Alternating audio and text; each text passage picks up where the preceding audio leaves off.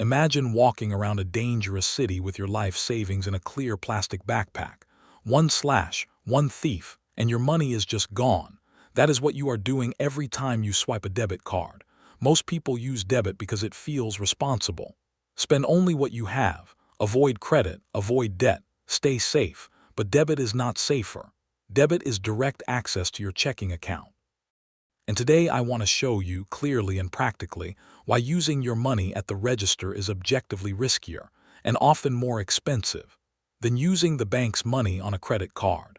As long as you pay it in full and on time, we are going to cover three things: what happens when fraud hits, how rewards quietly transfer money from debit users to credit users, and why avoiding credit can wreck your future options without you noticing. Quick disclaimer: if you carry a balance and pay interest, credit cards can become a trap.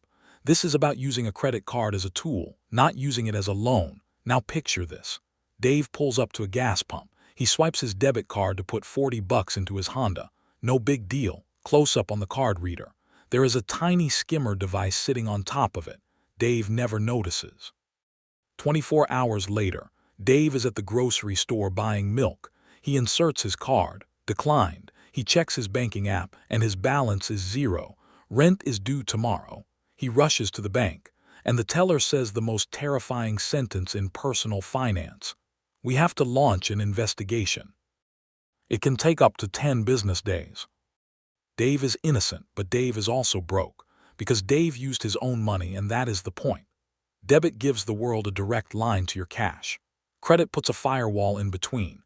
Now let's break down the difference in plain English. With debit, the money leaves your account immediately. If it is stolen, you are fighting to get your money back. With credit, the bank pays the merchant. If it is stolen, the bank's money is on the line, and banks fight differently when it is their money. This is the firewall principle. Using other people's money as a buffer between you and fraud. Think of a credit card like a bodyguard. When you buy dinner, the bodyguard pays. You pay the bodyguard back at the end of the month. If the restaurant tries to rob you, they rob the bodyguard, not you, and the bodyguard has lawyers. That is the mindset shift. People say credit cards are dangerous. Undisciplined spending is dangerous. A credit card used correctly is not a debt tool. It is a security tool, and the biggest difference shows up when fraud actually happens, because the timeline is where debit users get crushed. There are consumer protections for both debit and credit, but they do not feel the same in real life. With debit, you are usually dealing with Regulation E protections. With credit, you are dealing with Fair Credit Billing Act protections. But instead of memorizing laws, focus on what it does to your life. Debit fraud usually looks like this. Your checking account gets drained, or your funds get tied up. Your rent, groceries, utilities, your normal life now competes with an investigation. And even if you eventually win, you can still be broke during the process, and the liability timeline for debit can get ugly if you do not act fast. Simplified version: if you report unauthorized debit activity quickly, often within 2 business days after you learn about it, your liability can be limited, commonly up to about $50. If you wait longer, your potential liability can jump, commonly up to about $500 in that window after 2 days. And after 60 days, it can become unlimited for certain unauthorized transfers after that point. That is the part nobody tells you when they say debit is responsible. Credit fraud feels completely different. Legally, your liability for unauthorized credit card charges is capped, often at $50, and many issuers go further and give you zero liability policies. But more importantly, your cash does not disappear from your checking account. The charge is on the card. You dispute it, and the bank handles it while your rent money stays where it belongs. Picture a split screen. On the left, Debit Dave is on hold with the bank, filling out forms, maybe filing a police report, eating instant noodles because his account is frozen. On the right, you get a fraud alert. You tap deny in the app and you keep eating dinner like nothing happened. Same fraud attempt, totally different damage. And even if debit fraud eventually gets fixed, you still have a cash flow problem. If your checking account holds $2,500 for rent and bills, and fraud drains it on Monday, even if the bank returns it next week, your landlord does not care. Late fees do not care. Auto payments do not care. So ask yourself a simple question. Do you want fraud to be an inconvenience or a financial emergency? Because debit can turn it into an emergency. Now here is the part that surprises people. Even if you never get hit by fraud, debit can still cost you money. Let's talk about rewards and why debit users are basically donating to credit card users. Most merchants pay processing fees. Those fees get baked into prices. So when you buy a $100 item, the price often already includes the cost of payment processing in the background. Now look at what happens in real life. Debit user pays $100, gets nothing back. Credit user pays $100, gets $2 to $3 back in rewards depending on the card. So who paid the fee? Everyone did, through higher prices. Who got the rebate? The credit user did. That means when you use debit, you are paying the credit card inflated price. Without collecting the credit card benefits, you are subsidizing the rewards for the person behind you in line. Here is a simple example. If you spend $2,000 per month on normal life, groceries, gas, bills, subscriptions, and you use a 2% cashback card, that is around $40 a month back, about $480 a year. Is that going to make you a millionaire by itself? No, but it is real money, and debit users give it up every year for no benefit, and there is an extra twist. A lot of debit users think they are sticking it to the system by avoiding credit, but the system already priced the fees into the product. So skipping rewards is not a protest. It is a donation. Now I can hear the objection. Rewards make people spend more.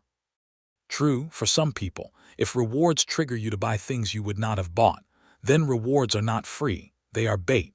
But if you use a credit card only for what you already buy, and you pay it in full, rewards are just a rebate on your normal spending. Now there is one more hidden cost to avoiding credit cards, and it shows up later. When you actually want to level up your life, credit score, you cannot buy a house with nice guy points. You can be the most responsible person in the world, pay rent on time, never miss a bill, and still have a thin or weak credit profile if you never use credit. Some people will tell you having no credit score is a moral flex. In real life, it often becomes paperwork hell. Try to rent a great apartment, or get a competitive mortgage, or even set up certain utilities without deposits, and you will learn that no credit does not mean good credit. It often means unknown. And lenders hate unknown. A credit card used properly creates a paper trail that says, this person borrows small amounts regularly and repays on time. That is what the system measures. And you do not have to do anything extreme. One card, a few recurring bills, full statement balance paid automatically, and you build history without paying interest, because the goal is not to borrow. The goal is to document reliability. Now let's make this painfully clear with a long-term example, because people dismiss this as small money. Two identical earners, age 25 to 65, both spend $30,000 a year on normal life expenses, gas, groceries, bills, subscriptions, stuff they would buy anyway. Debit Danny uses debit for everything, rewards 0, and over a lifetime Danny gets hit by fraud 3 times, maybe a skimmer, maybe a hacked website, maybe a stolen card number, and each time he loses access to funds for about 2 weeks while it gets sorted out. Credit Carl uses a 2% cash back card for everything, and he auto-pays the full statement balance every month. Interest paid, 0. Rewards earned, 2% of $30,000 is $600 per year. Now Carl does something boring. He invests that $600 each year in a diversified long-term way. For example, a low-cost index fund approach depending on risk tolerance and time horizon. Not a promise. Markets move. But over long periods, diversification and time can do work. Assume an 8% long-run return as an example, not a guarantee. Over 40 years, that small $600 a year can compound into roughly $150,000 to $175,000 depending on assumptions. That is not a coupon. That is a serious pile of money. Punchline. Danny left a Ferrari's worth of money on the table. Not because he was irresponsible, but because he was scared of a plastic card. And Carl did not do anything fancy. He used credit as a firewall, collected the rebate, and never paid interest. Now let's tie this up clearly.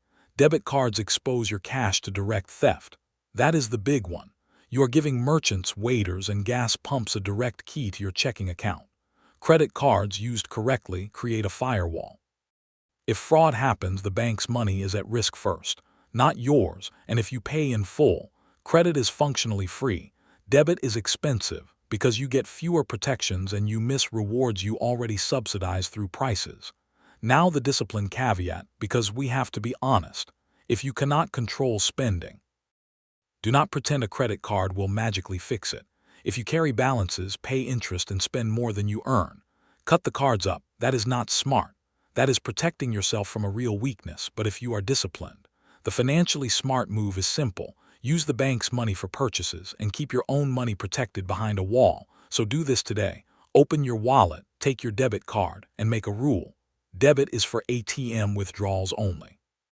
Everything else goes on a credit card that you pay in full, automatically, every month. And tell me in the comments, where do you still use your debit card the most? Gas stations, restaurants, online purchases, or somewhere else?